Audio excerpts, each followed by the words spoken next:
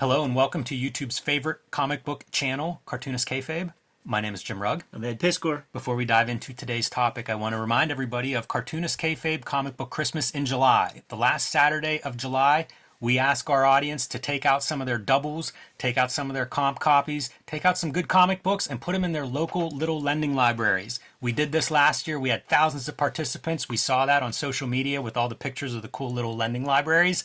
So let's make some new readers by sharing some of our extra comics and putting them in a place where we know readers are looking for good material. Pull out a couple of those good comics and let's see if we can grow more comic book readers last Saturday in July and share those pictures with everybody. All right, Ed, we are doing a follow-up video here on Boneyard Press and Hart D. Fisher's Kill Marvel. We looked at Kill Image, two kind of big cult outlaw comics from the early 90s, from around 1993.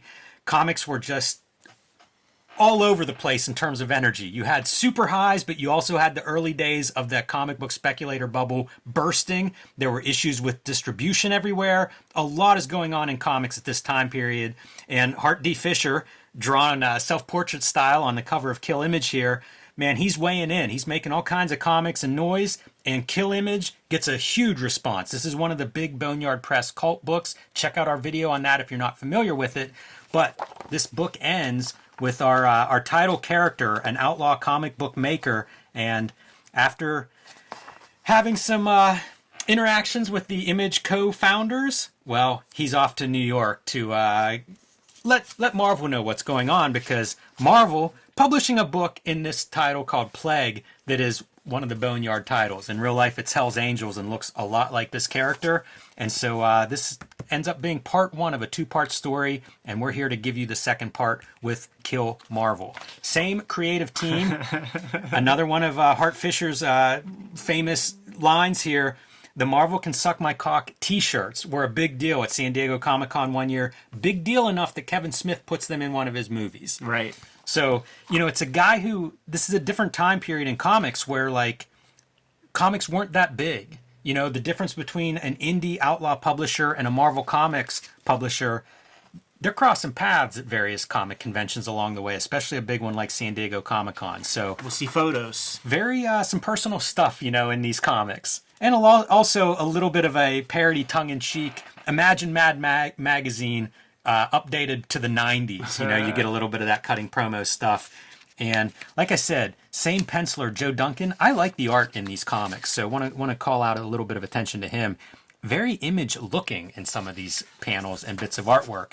But the story does pick up, like I said, after that first that Kill Image issue. So he's driving cross country to go from California to New York, and that's what we're seeing.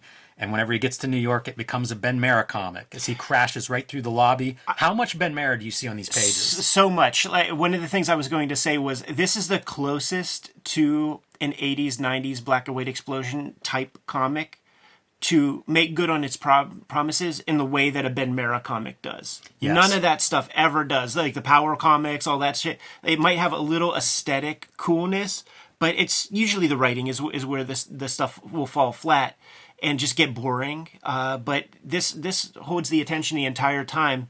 It's an interesting creative challenge, and it lets you know the differences between like a faceless corporation of Marvel Comics and Image Comics, where that first one, Kill Image, he's levying his accusations against the three most popular people in comics at the time: Todd McFarlane, Jim Lee, Rob Liefeld. And it's not like Stan Lee is the dude making any decisions at Marvel. Like, that would have been the go-to guy. So Hart Fisher has to pivot a little bit and make it a little something different, because who gives a fuck about Terry Stewart? Right. Although our main villain here is Barry, which I think is, you know, the parody version of Terry. Exactly.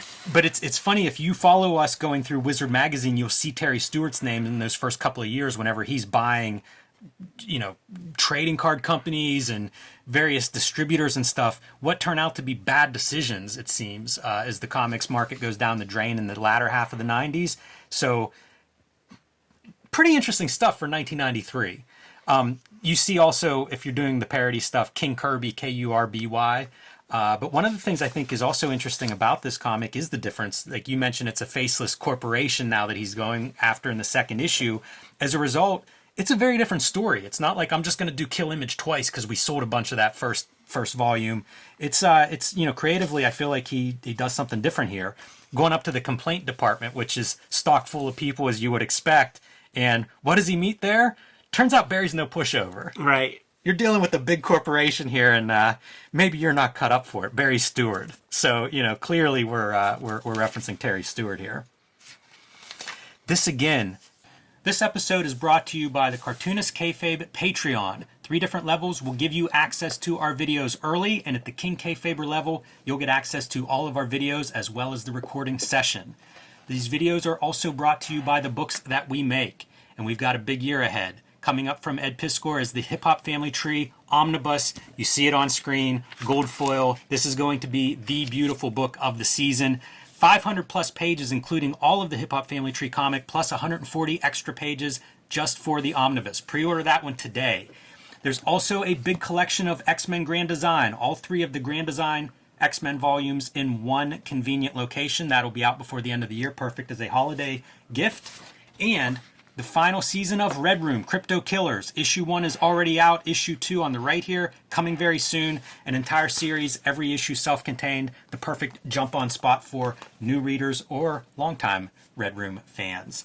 My next book is Street Angel Princess of Poverty, coming out later this year from Image Comics, the homeless ninja on a skateboard. This collects all of the Street Angel comics that are not in Street Angel Deadliest Girl Alive. Also available and back in print from Image Comics. Hulk Grand Design, oversized fluorescent green Treasury Edition now available, and the first young adult graphic novel, The Plain Janes. And my latest comic book, True Crime Funnies, self-published, written and drawn by me, featuring 3 nonfiction short stories, available now on my website. And now back to the video. I mean, that is right out of a Ben Mara drawing. Yeah, it's on what? It made me wonder, like, I was looking at this and I'm like, was he moonlighting by any chance, under a pen name? We do know he was an internet wizard. Yeah. We do know that much. And our protagonist, let's not call him a hero, our protagonist doesn't last very long. Get this loser out of my office, and we go out and throw him into a dump truck where they're just dumping out all these people that have been complaining about Marvel Comics. Yeah, which is a great piece because, to use the modern parlance in Kill Image, he was kind of like Mary Sue. Like, he had all the powers and had no obstacles. So here we depower him a little bit, we give him a fresh wound, and we dump him off. Yeah, would you shut up and die already? I hate these crazy independent publishers, and whenever I see hate italicized in bold, I can't help but think we're referencing comics, man. Right. It's comics about comics. This is one of those young, amateurish drawing tangents that you have to learn to avoid, and you just don't ever. It's hand placement, and you just don't ever, no matter how far off in the distance another character is, you just don't ever put a hand over a crotch. Yeah, that's funny. That's like one of Eddie P's rules of cartooning. Yeah, that's a good rule. If you're not doing unintentional humor, it's a good rule. He's patting it with the back of his hand. And now we cut back to where our title character is in this open grave, basically a mass grave there, and Blood, Fire, and Vengeance is taking him over. And this is, again, another Ben Mara panel. Like, composition and everything feels like that could be right out of a Ben Mara book. But what we see here is it's almost like the Marvel superhero origin stuff is coming through this story now, and we're going to see not just like, okay, there's your origin of a new Marvel character, but he's also going to run into some of the Marvel type characters. And I think that's what has to happen, because nobody cares about Jim Galt or King Kirby. Nobody, it's always the fans are siding with the characters. Yeah. So of course, just shit on the icons. Like, that seems like the perfect move. Yep, absolutely. It is funny though that this character is almost Ghost Rider. Oh, totally. You know what I mean? Yeah. We're gonna shit on some of these Marvel characters, but also we're gonna ape one of them along the way. Yeah, and it's kind of like the Spirits of Vengeance, where he's the Johnny Blaze / Ghost Rider guy. Yes, and first he's cutting through kind of like the bureaucracy level before he gets to any of these characters. Throws out some stuff though. Hey man, I was just doing my job, so were the Nazis. Godwin's law is invoked. You done lost your argument. So here we go. I don't know what character that's supposed to be. That almost looks like a Rob Liefeld New Mutants era cougar or something. Look at the fucking cocksock. You know what's funny? Like when I was doing that Adult Swim cartoon, it was like wrestling characters, and I had to come up with some jobber guys, and I had pubes coming out of like their like leotards or their onesies or whatever the fuck, their singlet, and it was like a conversation. Like there was a phone conference about that stuff. About where you can put hair. Exactly, and it was Ivy League dudes, and it's like, you know, let's just have the pubes on one guy. Like that was the That's the funny. result of the conversation with these, you know, Eric Linus Kaplan, who has 8 fucking master's degrees from like Harvard and Yale. That's hilarious. It's so funny. That feels like Outlaw Comics on your part. During the conversation, I'm like, you know, I made it. Like that was like the very first inkling of like, I made it. Like these are now the, you know, 2 years ago, I was getting in trouble for like, you know, having green hair at the call center, and that was like the bone of contention. Now the bone of contention is like just how much pubes should be showing, and the fact that I didn't draw titties big enough. This feels like the right video to voice both of those concerns. We have our first big Marvel character show up, TM Venom. I swear to God, dude, when they really start to exploit Venom and make girl Venoms and all that stuff, I swear there's one that looks just like There that. probably is. Yeah, there probably Even a is. figure.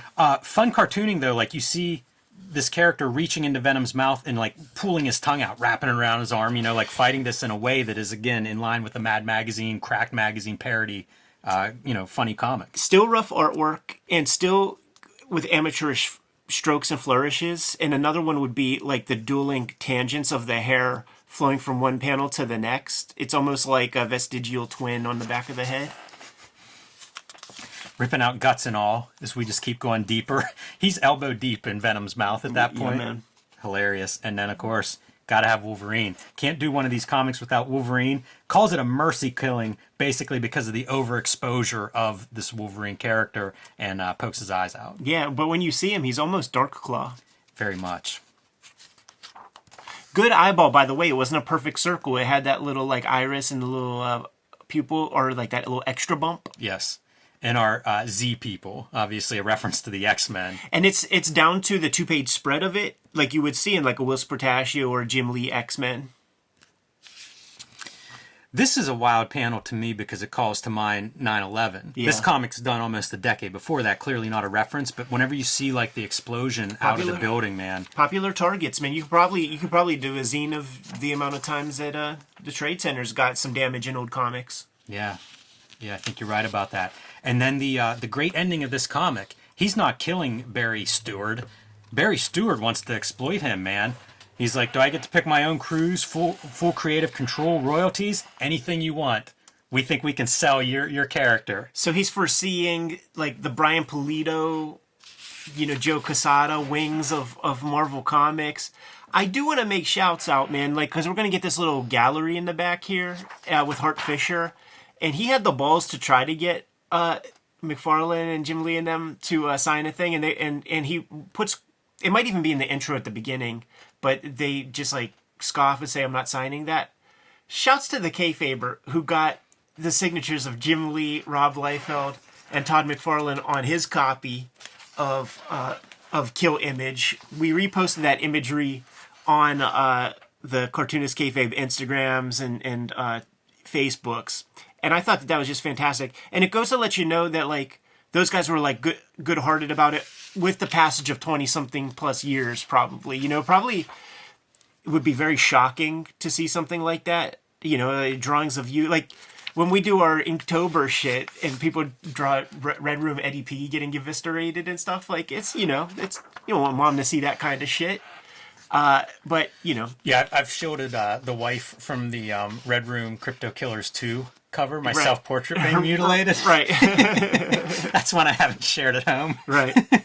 I don't think she'd enjoy it. But once again, here's your checklist of Boneyard Press books, which I say is such a smart thing to do. Ed, you do it in Red Room. Yeah. Like, yes, of course. If you're a creator and especially a self-publisher or an independent publisher, show off your books. Let people know if you like this book, here's what else is available.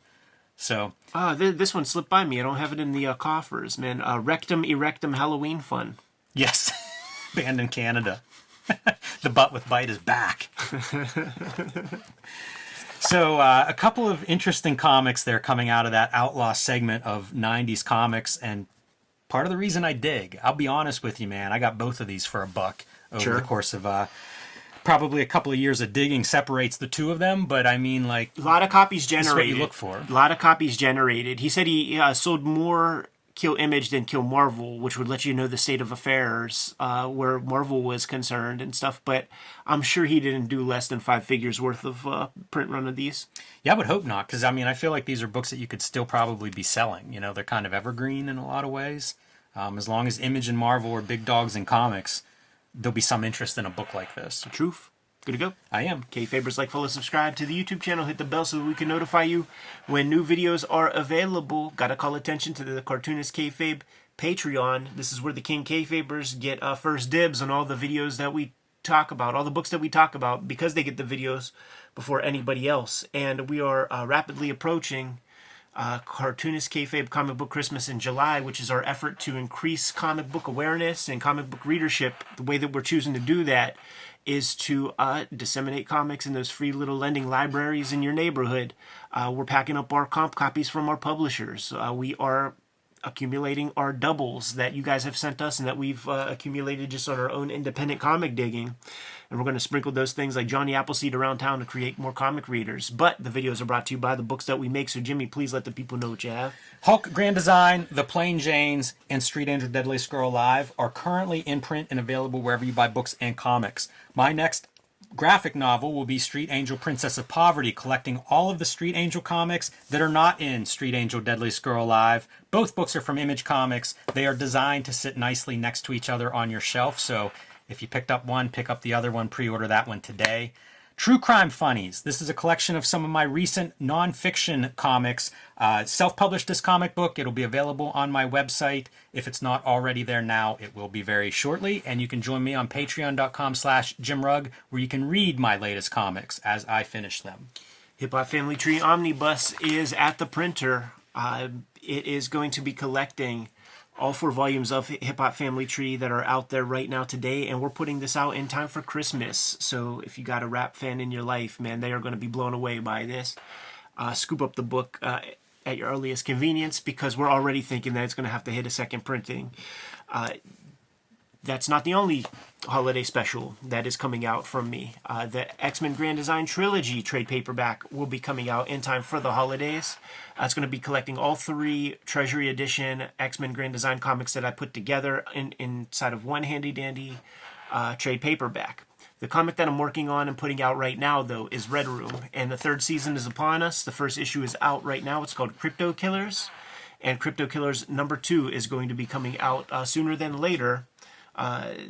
Murder on the Dark Web for Fun and Profit is the name of the game. There are 2 trades of Red Room that are out there as we speak. Support the books, keep the channel rocking, but there are other ways to pledge your support to the Cartoonist Kayfabe channel. Jimmy, can you let the people know? You can subscribe to the Cartoonist Kayfabe newsletter at the links below this video. You can also find Cartoonist Kayfabe t-shirts, merchandise, mugs, hats, stickers, and more at our spread shop. That link is also under this video. All great ways to support the Cartoonist Kayfabe channel. Give them those marching orders and we'll be on our way. Read more comics.